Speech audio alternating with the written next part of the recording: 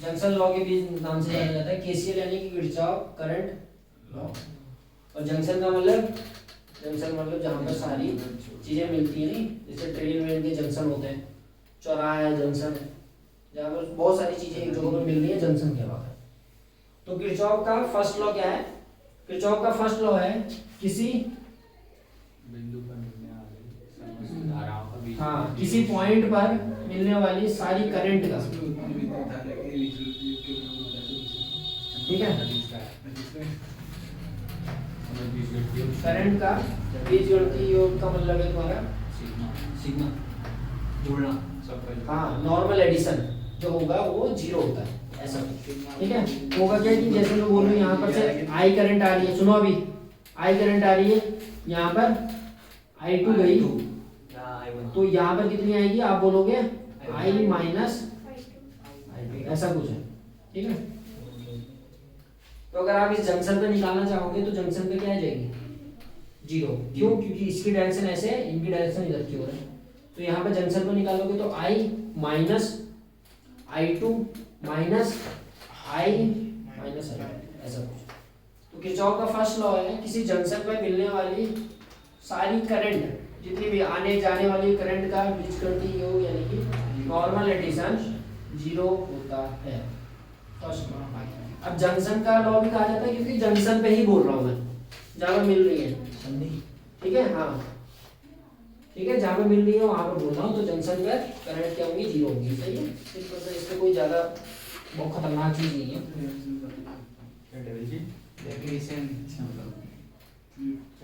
ठीक है। तो किरचॉफ का फर्स्ट लॉ आपका चार्ज कंजर्वेशन पर बेस्ड है, मिलने वाले किसी संधि, ठीक है।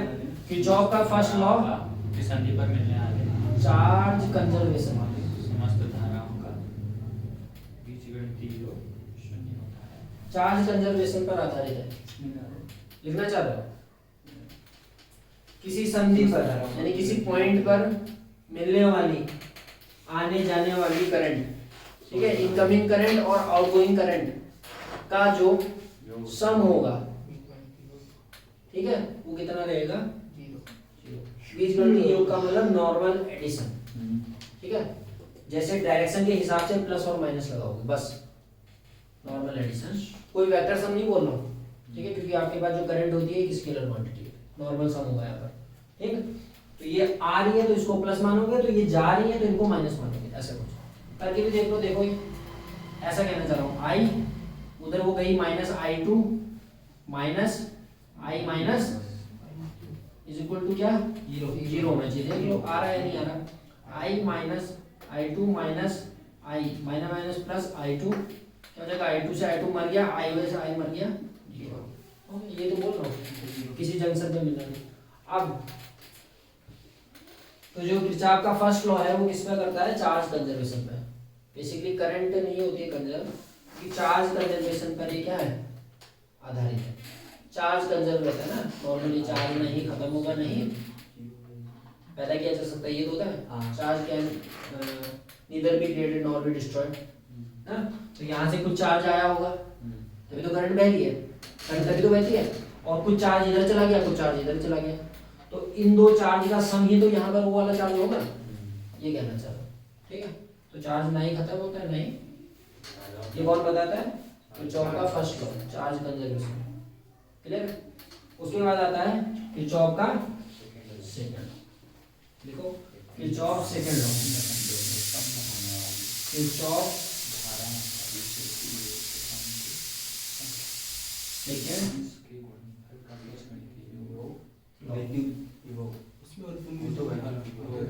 ठीक। ये भी बड़ा सिंपल सा है, किरचॉफ का सेकंड लॉ। अरे सुन लो, किरचॉफ का सेकंड लॉ, ये देखो किरचॉफ का सेकंड लॉ आपका वोल्टेज पर आधारित है, ठीक है। पोटेंशियल एनर्जी, एनर्जी कंजर्व रहेगी ये बताएगा ये, ठीक है। यानी कि किसी भी धारावाही लूपों में, यानी कि यहाँ पर जो भी करंट कैरिंग लूप बन रहे हैं उनमें जितनी भी करंट पोटेंशियल लगा हुआ है, ठीक, पोटेंशियल है, उन सभी पोटेंशियल का बीजगणितीय योग यानी कि नॉर्मल एडिशन जीरो होता है। जैसे करंट यहाँ है होता है ये सेकंड लो, सिग्मा आई ये कहाँ है? उस धारा में रहने वाली sigma I equal to sigma E था ना सर? हाँ अरे गुस्सा मत करो, यही होता है, ठीक है ठीक है। जितना भी पोटेंशियल, अरे उनका भी कहना सही है। चलो sigma v is equal to 0, जितना भी रहेगा वो क्या आएगा, 0 आएगा। पोटेंशियल वो हाँ विभव, मतलब ये कह क्या है? विभव 0 है किसी बिंदु पर हाँ नहीं, फिर यानी कि ये बोल रहा है कि आप किसी पॉइंट से हम्म, घूम फिर के कोई भी कुछ भी लगाओ, इसके बीच में रेजिस्टेंस ये लगाओ, अच्छा। आप यहीं पर पहुंच गए तो यहाँ पर नेट पोटेंशियल अभी भी 0 होगा। साम्यावस्था। समझ में आया? समझने के लिए अभी फिर से समझा रहा हूँ। हाँ घूम के आप देखो, समझा रहा हूँ, देखो ये बैटरी लगी, ये रेजिस्टेंस लगा है, ठीक है,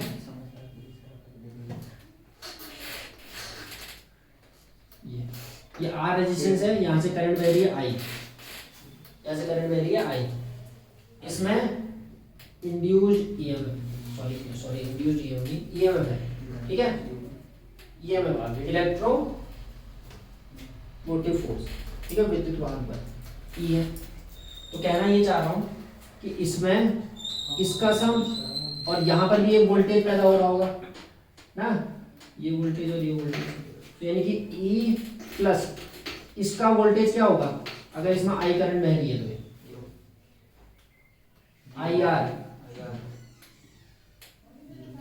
इनका सम क्या होगा, 0 होगा, ऐसा बोल सकता है, ठीक है। अब ये प्लस का होगा या माइनस का होगा ये तो आप डिसाइड करा जाएगा कि वोल्टेज आपका घट रहा है या बढ़ रहा है, वोल्टेज का चेंज। अब यहाँ पर देखो, यहाँ पर इधर से अगर यहाँ से आओ, सुनो अभी, अब यहाँ पर जाए तो यहाँ पर ई, अरे सुनो अभी, इधर से आए करंट ऐसे बह रही है ना, करंट ऐसे बह रही है तो यहाँ पर क्या होगा, हाई पोटेंशियल, यहाँ पर होगा हाई से लो में आ रहा है, ठीक, हाई से लो में आए तो ये क्या हो जाएगा, माइनस, हाई से लो में पोटेंशियल का change, high potential minus low, high से लो में आ रहा है ना, ठीक है, ये माइनस का हो जाएगा क्योंकि फाइनल माइनस इनिशियल होता है ना पोटेंशियल डिफरेंस, तो ये माइनस का होगा, यानी कि माइनस का। और ये आपका देखो ये होता है लो वोल्टेज पे और ये बड़ी प्लेट है हाई पे, तो इसका क्या होगा, फाइनल माइनस यानी कि positive, high potential minus low potential positive, यानी कि ये बीजगणित की योग 0 होगा, ये तो कहना चाह रहा हूँ। समझ में आया, समझ में आया। अब इसको उधर भेज दोगे तो ई इक्वल टू आई आ जाएगा, ठीक, इतना नोट करो पहले, फिर देखते हैं कि किरचॉफ का सेकंड लॉ यूज कैसे करते हैं।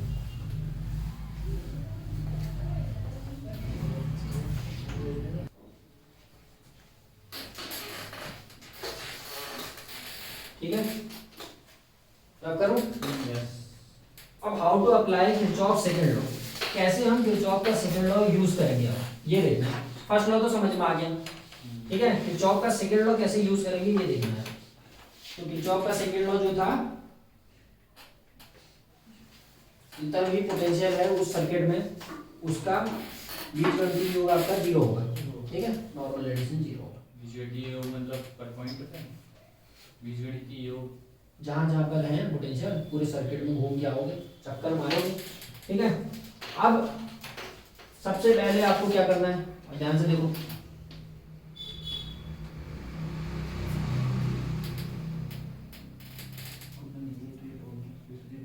ठीक, ये आपकी बैटरी लग गई, ये आपकी बैटरी लग गई, यहाँ पर भी सपोज दैट कि एक बैटरी और लगा दी मैंने, यहाँ पर एक रेजिस्टेंस लगा दिया, इसका नाम R1 दे दिया, इसका नाम R2 दे दिया, ये V1 है, ये V2 है, ठीक है। समझ रहे हैं क्या करना है, नेट पोटेंशियल 0 होगा, अप्लाई करेंगे, ठीक, नेट पोटेंशियल क्या होगा, 0 होगा।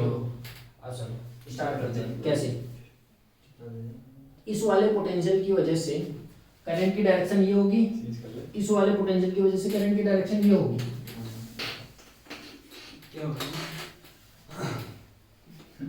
इस वाले पोटेंशियल की वजह से करंट की डायरेक्शन ये है, देखो इस वाले बैटरी की वजह से करंट की डायरेक्शन ये है, ठीक है। तो अभी आपके हाथों में है आपको सबसे पहले एक लूप बनाना है और लूप की डायरेक्शन तय करनी है। मैं ये नहीं कह रहा हूँ कि आप क्लॉक ही मानो, एंटी क्लॉक भी मान सकते हो, एंटी क्लॉक ही मानो, ये भी नहीं कह रहा हूँ, जो मर्जी कर रही है, क्लॉक मानना हो क्लॉक मानो, एंटी क्लॉक माननी है एंटी क्लॉक। तो अभी के लिए मैं लूप की डायरेक्शन कुछ ऐसे दे दूँ, ठीक है। ये लूप की डायरेक्शन है, मैं करंट वरेंट कुछ नहीं देख रहा हूँ, ठीक, लूप की डायरेक्शन में। अब लूप की डायरेक्शन में हम भागेंगे। अब लूप के डायरेक्शन में देखो, ये लूप का डायरेक्शन ऐसा है ना, लूप का डायरेक्शन यहाँ से स्टार्ट करो, कहीं से भी स्टार्ट कर सकते हो। अब यहाँ से स्टार्ट करोगे तो ये पोटेंशियल है V2, तो ये हो जाएगा V2। अब प्लस का होगा या माइनस का होगा, क्योंकि हम लूप की ही डायरेक्शन में है तो बैटरी से जो पोटेंशियल आएगा वो प्लस का होगा, लूप की ही डायरेक्शन में है। और देखो ये लो पोटेंशियल से हाई पोटेंशियल में जा रहा है, तो प्लस का रहेगा। उसके बाद इधर भागो भागो भागो भागो। अब यहाँ पर क्या होगा रेजिस्टेंस पे, लूप की डायरेक्शन ऐसे है, लूप की डायरेक्शन ऐसे है, ठीक है, दिखाई दे रहा है, लूप की डायरेक्शन ये। अब लूप की डायरेक्शन में अगर जब रेजिस्टेंस होता है तो वो, अब क्योंकि यहाँ से करंट ऐसे भाग रही होगी लूप, तो यहाँ पर ये होगा हायर पोटेंशियल, ये होगा लोअर, तो माइनस का IR1, सपोज दैट कुछ करंट आ रही होगी, ठीक है, तो करंट आ रही होगी, सपोज कि IR1 आ रही है, या आप ये मान लो कि यहाँ से I1 करंट आ रही है, I2 करंट आ रही है, इस वाले से I1 करंट आ रही है। तो बेसिकली यहाँ पर से जो करंट पास हो रही है, अगर ये वाला बड़ा बैटरा है तो यहाँ से जो करंट पास हो रही होगी वो हो क्या रही होगी, I2 माइनस I1, सही है सर्किट से। तो यहाँ पे जो पोटेंशियल होगा वो क्या होगा, I2 minus I1 R1, plus या माइनस, माइनस, करंट की डायरेक्शन में, करंट की डायरेक्शन में हो गया। अगला देखो, फिर अब यहाँ पर आओ, लूप की डायरेक्शन ये, और ये है आपका हाई पोटेंशियल और ये लो पोटेंशियल, जा रहे हैं हाई से लो, तो ये भी अभी माइनस का होगा, माइनस का। उसके बाद यहाँ से आए आगे बढ़े, ये भी क्या होगा, माइनस का कितना है, हाँ कितना हो जाएगा, I2 हो गया, ये भी पोटेंशियल आ गया। इन सब को सॉल्व करने पर आपको 0 मिलेगा, ऐसे बनाएगा, ठीक। तो सबसे पहले आपको क्या करना है, लूप बनाना है, आपकी मर्जी, आप उसको क्लॉक बनाओ या एंटी क्लॉक बनाओ। फिर उसके बाद आपको करंट की डायरेक्शन देख लेनी है, बस। मैं ये नहीं कह रहा हूँ कि करंट की डायरेक्शन और लूप की डायरेक्शन सेम ही होनी चाहिए, आपकी मर्जी, उल्टा सीधा बना लो। आपको पहले करंट की डायरेक्शन और लूप की डायरेक्शन बना देनी है, उसके बाद आपने पोटेंशियल को धीरे धीरे चेक करना है, क्योंकि जब करंट की डायरेक्शन बनेगी तभी आप इस वाले पोटेंशियल को प्लस या माइनस डिसाइड कर पाओगे। एक बात और याद रखना, जिस बैटरी से जितना करंट निकल रहा है उस बैटरी को उतना ही करंट वापस मिलना चाहिए, ठीक है, ये पॉइंट लिखो। पहली बात, आपको किरचॉफ का सेकंड लॉ लगाने से पहले आपको एक लूप बनाना है जिसकी डायरेक्शन क्लॉक या एंटी क्लॉक दोनों में से कोई भी हो सकती है। दूसरा स्टेप, आपको उस लूप के अंदर करंट की डायरेक्शन को डिसाइड करना है। किसी भी बैटरी से आप बड़ी करंट मान लोगे, छोटी वाली बैटरी को छोटा करंट ले लोगे, ठीक है। वोल्टेज अगर लिखा है तो मान ही जाओगे कि जिसके पास ज्यादा वोल्टेज वो ज्यादा करंट फेंक रहा होगा, तो एक करंट की डायरेक्शन निकाल लोगे। उस करंट की डायरेक्शन में देखोगे, उस करंट की डायरेक्शन में और वोल्टेज, ठीक है। अब लूप की डायरेक्शन में अगर बैटरी लगी हुई है तो वो प्लस की, और लूप की डायरेक्शन में अगर अपोजिट साइड में बैटरी लगी होगा तो वो बैटरी माइनस में। लूप की डायरेक्शन में अगर करंट बह रही है और बीच में रेजिस्टेंस आ गया वो माइनस का, और लूप की डायरेक्शन में अगर करंट की डायरेक्शन अपोजिट है और रेजिस्टेंस लगा है तो प्लस का हो जाएगा, सिंपल सी बात। अगर यही चीज आपने, ये लूप अगर बदल दिया सपोज दैट, और करंट यही रहेगी, ऐसा बना दिया, ऐसे बना दिया, अब क्या होगा, अब करंट की डायरेक्शन को आप इधर को मान रहे हो तो लूप की डायरेक्शन उल्टी है, ये बैटरी इधर से इधर को जा रहा है, माइनस का हो जाएगा, माइनस का V2, फिर इधर को भागोगे। अब लूप की डायरेक्शन के उल्टी डायरेक्शन में करंट बह रही है तो ये प्लस का हो जाएगा, प्लस का I2 माइनस I1 R1, अब ये लूप की डायरेक्शन में बैटरी लगी हुई है तो ये प्लस का V2। अब करंट की डायरेक्शन ये है, लूप की उल्टी डायरेक्शन में ये है, ठीक है। तो यहाँ पर भी जो पोटेंशियल होगा वो प्लस का होगा, जो कि होगा I2R2 ओम्स लॉ से। बात तो वही है, बस ऐसा लग रहा है कि माइनस कॉमन ले लिया उधर भेज दिया, ठीक है। लेकिन लूप की डायरेक्शन कोई डिसाइड नहीं करता है कि बस ये हो जाएगा कि जहाँ पर प्लस था वहाँ पर माइनस हो जाएंगे, इक्वल में जीरो ही तो आना है फिर भी। और लूप डिसाइड करेगा ना प्लस है या माइनस। हाँ, तो ये लूप और क्या हुआ? करंट। मैं कह रहा हूँ लूप क्या हुआ समझ में नहीं आ रहा। इतनी देर से लूप कर रहे हो ना, हाँ, तो लूप क्या है? किरचॉफ का ये तो है सेकंड लॉ लूप का। अगर आपके पास एक क्लोज सर्किट है तो उसको सॉल्व कैसे करेंगे, तो उन्होंने बोला एक लूप बनाएंगे। तो ये लूप मान रखा है? हाँ, हमने माना हुआ है। जैसे इस टाइप के अगर सवाल आ जाएंगे तो मैं अगर आपसे पूछूं कि इस बैटरी से कितनी करंट निकल रही है तो आप नहीं बता पाओगे, नॉर्मल तरीके से करना चाहोगे तो। लेकिन अगर किरचॉफ का सेकंड लॉ लगाऊंगा तो बता दोगे आसानी से। क्लियर? मैं बोलूं कि अगर इस रेजिस्टेंस में कितना करंट आ रहा होगा तो आप नहीं बोलोगे, आप कैसे बताओगे?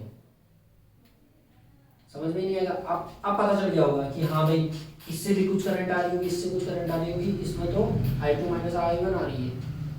लेकिन अगर नहीं पता होता किरचॉफ का सेकंड लॉ तब कैसे करते हैं? तो इसीलिए किरचॉफ का सेकंड लॉ चीजों को आसान बनाने के लिए आता है। क्लियर? चलो नोट करो, इस सवाल कराते हैं एक दो।